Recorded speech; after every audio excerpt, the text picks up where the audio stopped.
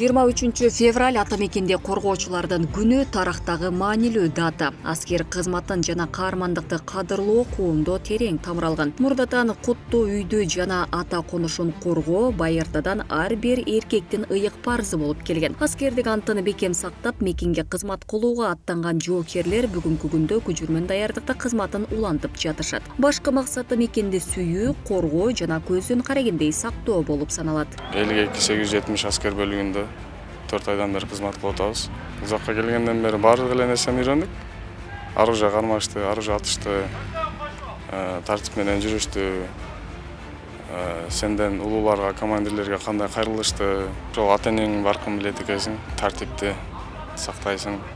Көк Жаңгак шаарындагы Илберс аскер бөлүгүндө кызмат өтүп жаткандардын бири Атайын операциялар отрядынын топ командиринин орун басары Насипбек Төшөнәлиев дагы бар. Ал аскердик тармактагы окуусун аяктап келип, мында кызматын баштаган. Насипбек мекенди коргоп жүргөн аскер кызматкерлери уйкудан, эс алуу жана майрамдардан кечип, ар түркөн шартка ылайык жашаарын белгиледи.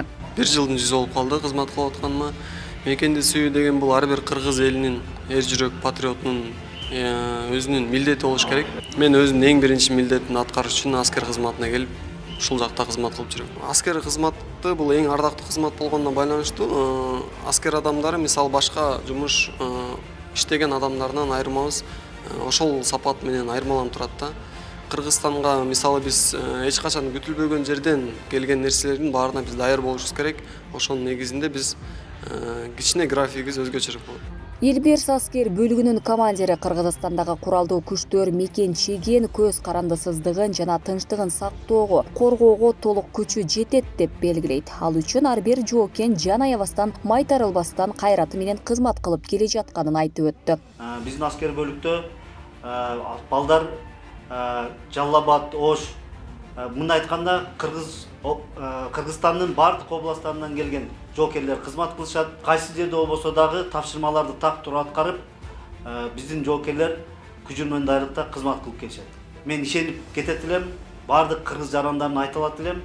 Кыргыз куралдуу күчтөрү Кыргыз Республикасынын бир дагы метрин бербестен жакшы кайтарып бере алат деп, коопсуздугун кайтара алат деп айта алам. Мурда советтик армиянын күнү деп белгиленип келген 23 февраль Кыргызстан эгемендик алгандан кийин ата мекенди коргоочулар күнү деп аталып, бул күнү майрам катары эс алуу күнү деп жарыяланган. Ал эми Кыргызстандын куралдуу күчтөрүнүн күнү 29 майда майрамдалат. Кундуз Кенжебаева, Акылай Карабаева, Турсуналы Нуралиев, Регион.